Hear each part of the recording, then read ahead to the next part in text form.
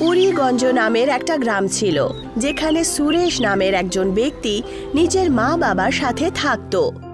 সুরেশের ফুচকা খাওয়া খুব পছন্দ ছিল। সুরেশ আর গ্রামের অনেক লোকেদের অন্য গ্রামে যেতে হতো।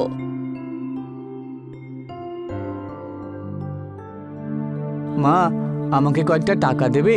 আমি ফুচকা খেতে চাই, জানো তো। না, একদম টাকা পাবি না। 20 টাকার ফুচকার জন্য 40 টাকা খরচ করে ফুচকা খেতে যাস তুই। মা, এখন কি করতে পারি বলো তো? আমাদের গ্রামে ফুচকাওয়ালা তো নেই। এই গ্রামে বড় পাহাড়টা ছাড়া আর তো কিছুই নেই। যখন সুরেশ নিজের মায়ের সাথে কথা বলছিলই, ততক্ষণেই সুরেশের বাবা ওখানে পৌঁছে যান। বাবা, তুমি যখনই দেখি সব সময় ফুচকা খেতে থাকো, কথা বলতে থাকো। এইসব ছেড়ে দিয়ে কোনো কাজকর্ম কেন খুঁজছো না? আরে আমার চাষ করে করে আমার হাত যে ক্ষয়ে গেল।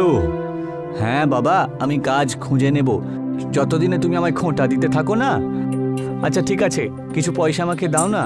ফুচকা খাবার জন্য অন্য গ্রামে, সুভাষ গ্রামে যেতে হবে। বাবা, তুমি কবে শুধরাবে? সুরেশের বাবা সুরেশকে ফুচকা খাওয়ার জন্য 50 টাকা দিয়ে দেন, আর সুরেশ গ্রামের বড় একটা গাছের তলায় গিয়ে নিজের বন্ধু রোহনের অপেক্ষায় বসে পড়ে। রোহন কিছুক্ষণের মধ্যে ওখানে পৌঁছে যায়। কি হলো, এরকম চিন্তায় রয়েছো কেন? আর তোমাকে আর কি বলি রোহন, মা বাবা সব সময় কাজ খোঁজার জন্য আমার উপরে চাপ দিচ্ছে। কাজ তো আমি করতে চাই, কিন্তু কোনো কাজে আমাকে নেবে তবে তো। তা তো তুমি ঠিক কথাই বলেছো। এখন তুমি আমাকেই দেখো, আমি কবে থেকে কাজ খুঁজছি, কিন্তু এখনো পর্যন্ত কোনো কাজই পাইনি। তবে যাই হোক, ছাড়ো তো, তাড়াতাড়ি চলো, নাহলে সুভাষ গ্রামে যায় যে বাস, সেটা চলে যাবে তো। হ্যাঁ হ্যাঁ, চলো চলো। সুরেশ আর রোহন দুজনই ফুচকা খাওয়ার জন্য বেরিয়ে পড়ে। আর অন্যদিকে গ্রামের লোভী জমিদার লক্ষণ নিজের কারিগর গুল্লুকে নিজের কাছে ডেকে পাঠায়। বলুন, কি কাজে এসে গেছে মালিক? আমি একটা নতুন ব্যবসা করতে চাই। তা তুমি বলো তো, এই গ্রামের লোকেদের কাছে এমন কি নেই যেটা আমি ওদেরকে দিতে পারি আর সামান্য কিছু পয়সাও কামাতে পারি? এমনিতে তো আমার সেরকম কিছু খোঁজ খবর রাখি না, তবে মালিক, গ্রামের অনেক লোকজন ফুচকা খাওয়ার জন্য অন্য গ্রামে যায় বটে, কারণ এই গ্রামে কেউ তো ফুচকা বিক্রি করে না। শুধু ফুচকা খাওয়ার জন্য অন্য গ্রামে চলে যায়? এইবার আসল মজা হবে তাহলে। যাও গুল্লু, যাও, আর ফুচকার ব্যবসা করো, তুমি যাও, শুরু করো। আর ফুচকা বিক্রি করাও তুমি শুরু করে দাও। আর হ্যাঁ, মনে রেখো, ফুচকার প্লেট কিন্তু 50 টাকা ছাড়া বিক্রি করবে না, কথাটা মনে আছে তো? কিন্তু ফুচকা যে অন্য গ্রামে 20 টাকাতেই পাওয়া যায় মালিক। কিন্তু আমরা 50 টাকাতেই বিক্রি করব, তাই বেশি প্রশ্ন করো না তো। যাও, গিয়ে ব্যবসা করো, যাও। গুল্লু ফুচকা বিক্রি করার জন্য তৈয়ারি করতে শুরু করে। সুরেশ আর রোহন ফুচকা খেয়ে নিজের গ্রামে ফেরত চলে আসে।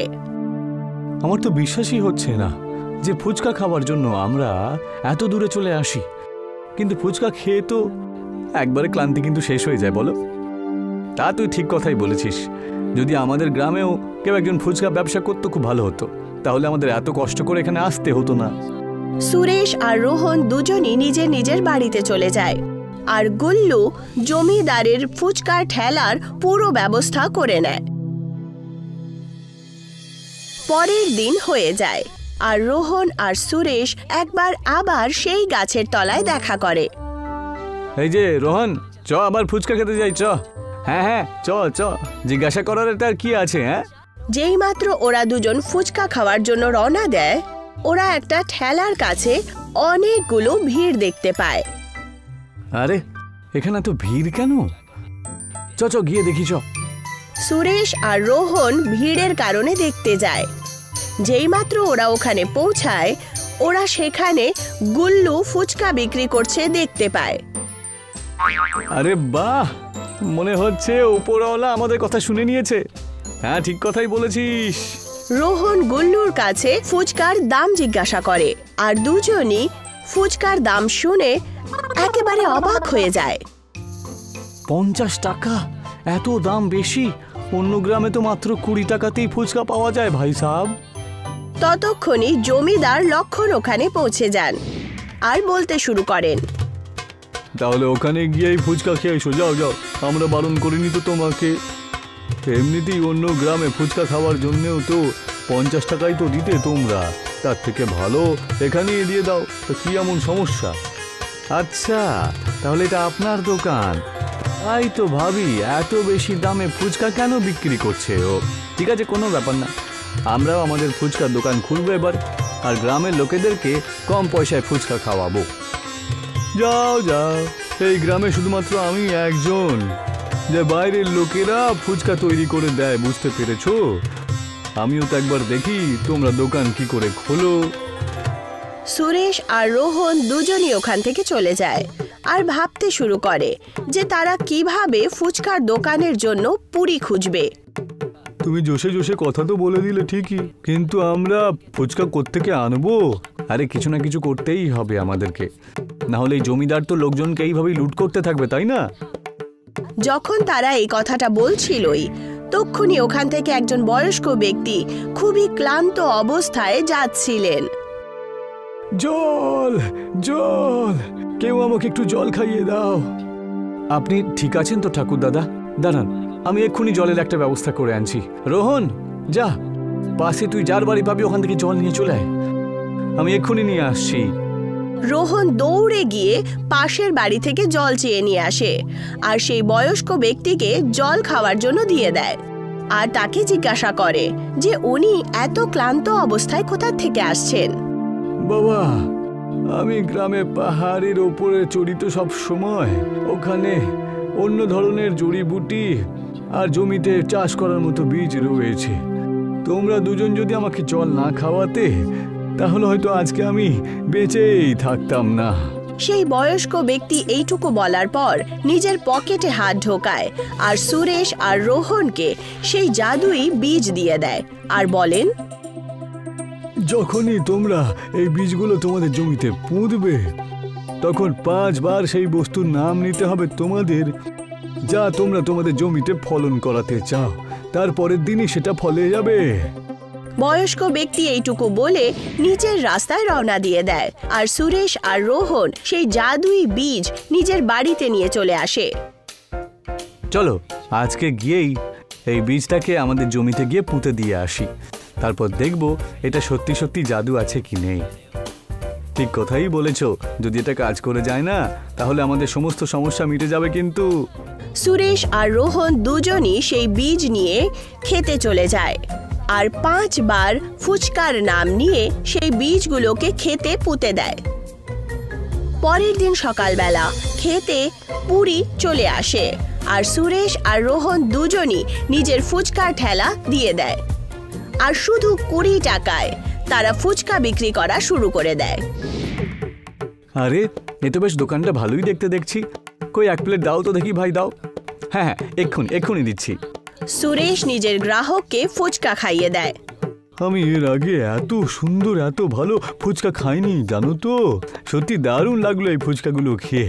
আচ্ছা একটা কাজ করো তো, তুমি আরো 2 প্লেট দিয়ে দাও, আর 2 প্লেট বাড়ির জন্যও দিয়ে দাও তুমি।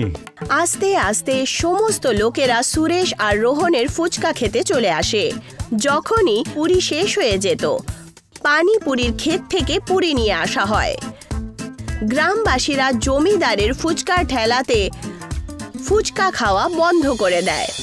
এটা দেখে জমিদার একদম রেগে ওঠে আর উনি নিজের চাকর গুল্লুকে বলে ওঠেন, গুল্লু কি হলো, ফুচকার ব্যবসা ভালো চলছে না কেন? মালিক, আসলে ফুচকা 20 টাকায় বিক্রি করছে ও, আর আমরা 50 টাকাতে। আর আমি তো শুনেছি যে ওর ফুচকা খেতে নাকি খুব ভালো। আমাদের কিছু না কিছু একটা করতেই হবে, না হলে সমস্ত ধান্দা একেবারে লুটপাট হয়ে যাবে। আমার কাছে একটা উপায় রয়েছে।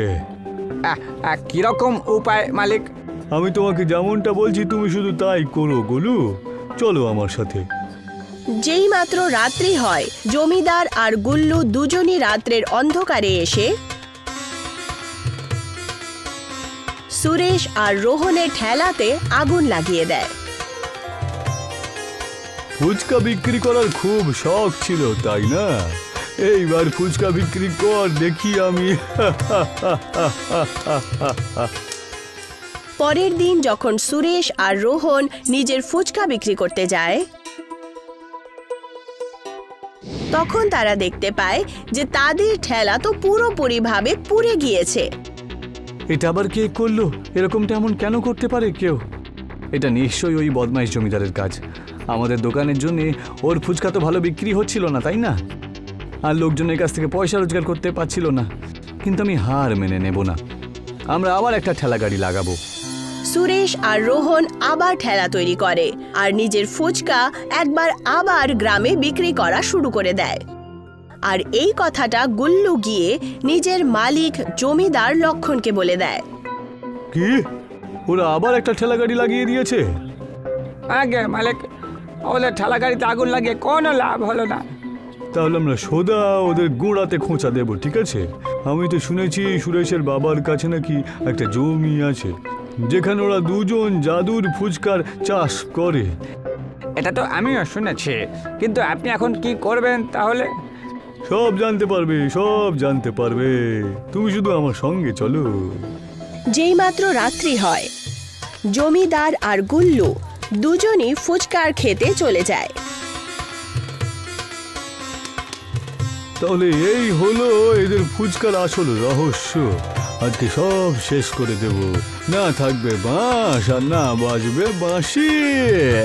যেই মাত্র জমিদার ফুচকার খেতে আগুন লাগাতে যায়, ততক্ষণেই ক্ষেতের পাশের একটা গাছ থেকে শেকড় বেরিয়ে ওদেরকে ধরে ফেলে। মালিক, আমাকে বাঁচান, রক্ষা করুন মালিক, রক্ষা করুন। আরে আমি তো নিজেই ফেঁসে রয়েছি রে।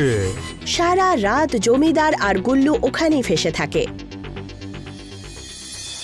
পরের দিন যখন সুরেশ আর রোহন ফুচকা তুলতে খেতে যায়, তখনই তারা জমিদার লক্ষণ আর গুল্লুকে ওখানে দেখতে পায়। আমাকে ক্ষমা করে দাও সুরেশ আর রোহন, তোমাদের জমি পুড়িয়ে দিতে এসেছিলাম, কিন্তু এখানকার শিকড়গুলো আমাদেরকে একেবারে চাপড়ে ধরেছে। তোমাদের দুজনকে আমি আশ্বাস দিচ্ছি, আমি আমার সমস্ত ভুল কাজ বন্ধ করে দেব, আর ফুচকাও মাত্র 20 টাকায় বিক্রি করা শুরু করব। এই গাছগুলোই জমিটাকে রক্ষা করে। আপনারা নিজেদের ভুল বুঝতে পেরে গেছেন, আমাদের জন্য এটাই যথেষ্ট।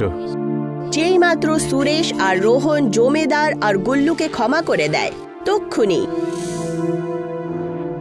আর তারা মুক্ত হয়ে যায়।